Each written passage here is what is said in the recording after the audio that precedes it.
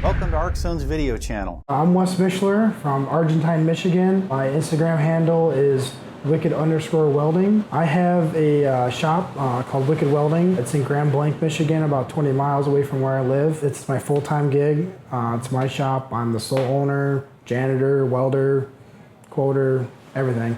And in the evenings, I do production welding for another company.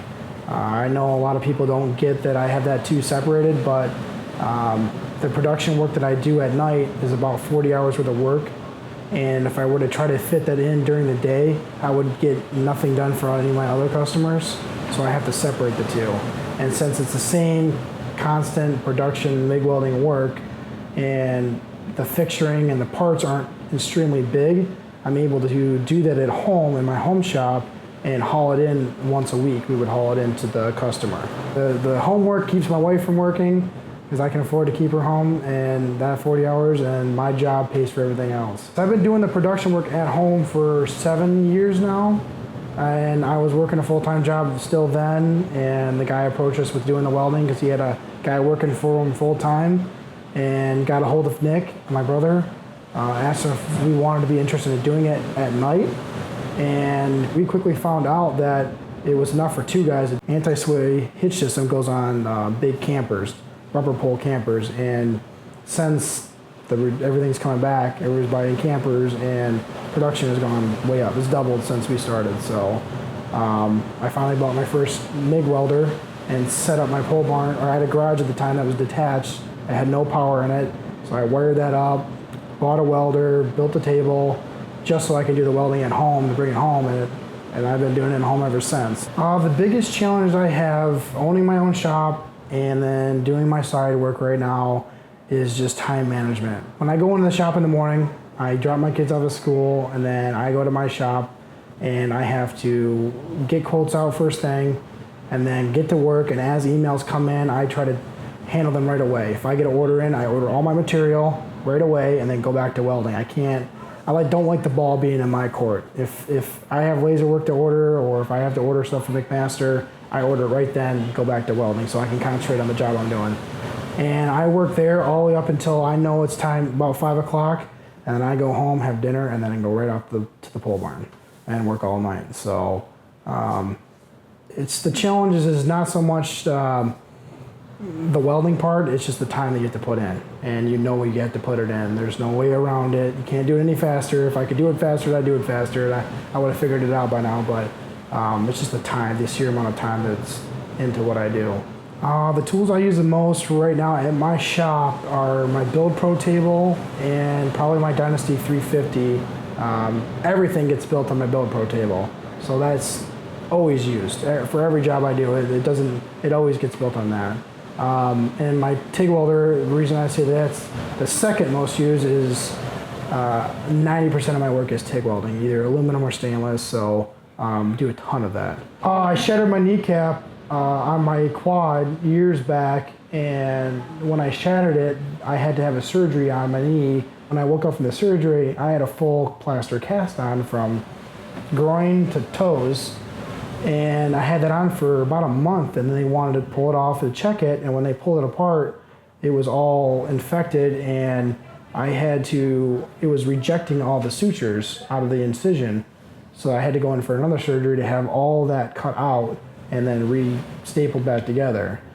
And after that was done, physical therapy, finally walking again. It's been months of therapy and everything, and the last day of physical therapy, I had a checkup, and I had a spot that wasn't healing on the bottom of my knee, and the doctor laid me back. He says, "It's okay, relax. It might be another suture or something we missed."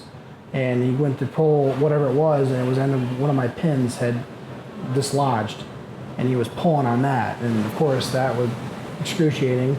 So the next day they had to put me right into surgery, have it all removed, put it all back together. By then my bone was healed, and I'm kind of glad it's not in there, because I don't think a wire cage and pins on my knee would feel very good, living with that. So yeah, that was a lot of crutch time. 6 months on crutches. If I had unlimited funds for tools, I would buy a robotic welder so that I can take my at-home production work that I do and get it robotically welded during the day while I'm there working on other jobs. so I could completely remove that situation from the house. I'd probably buy a bigger fixture table because right now I'm having a tough time with the jobs that I have building it on a 4x8 Build Pro. The jobs hang off of it, so having a bigger platform of a table or maybe another one to put next to it, I think would be awesome. And for some of my bigger aluminum jobs, I think the Dynasty 800 they have available right now would be awesome to have.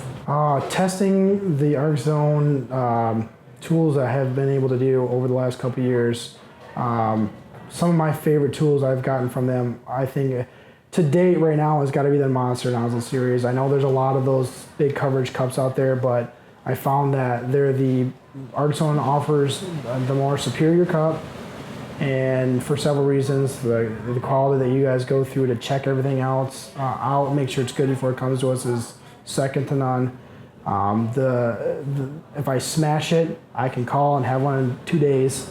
There's some companies that offer these big ones that you can't reorder the screens or the cups, and I can get that through Arc-Zone.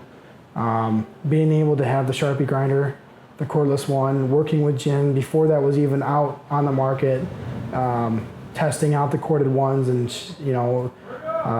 giving him suggestions to where it's at now has been awesome. Being able to have tools that I probably wouldn't, I don't know if I can't say I wouldn't be able to afford them, but maybe I wouldn't think it was necessary to have. I can get by with some other tools that, like the Monster nozzles, I might not think I need them until I use them. I can see why I have to have these. These are an asset to be able to perform and produce the quality that I like to produce.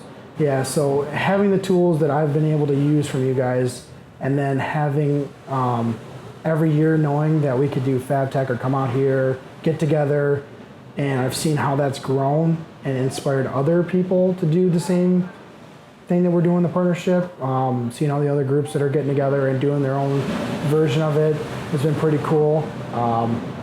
Huge, the Arc-Zone thing has been huge in my business life since the beginning. I wouldn't say I probably wouldn't have gone in business for myself without it. I can't say that, but I might have not done it as soon as I did, knowing that I didn't have the support that I've had from the partnership and all the guys and everybody that works at Arc-Zone. How I set goals are, I guess, based on my due dates for my customers. Most POs I get in have due dates on them. So that right there is a goal set by them.